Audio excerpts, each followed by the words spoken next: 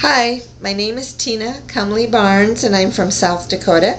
I'm here to pitch a screenplay that I wrote called Where Wildflowers Grow. You can enter this contest too. Go to www.thebusinessofshow.institute and it's a free contest and I hope that you'll enter it if you have written a screenplay.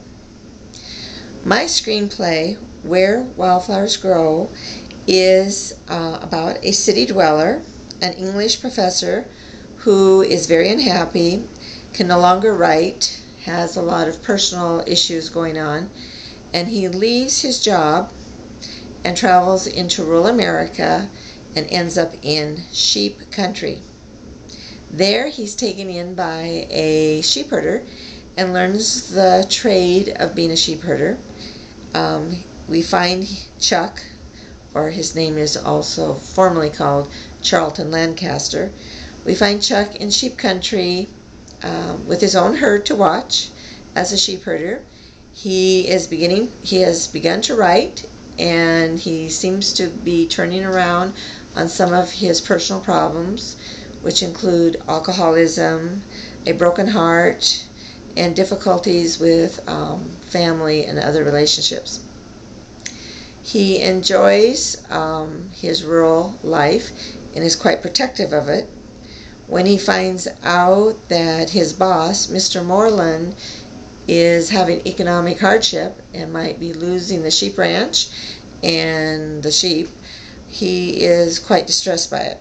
At the same time, he does get a job offer back where he had been an English professor at a university, and he travels back to the town where the university is to interview, and that is also where his parents live, and his older brother and his ex-girlfriend who is a professor at the university also.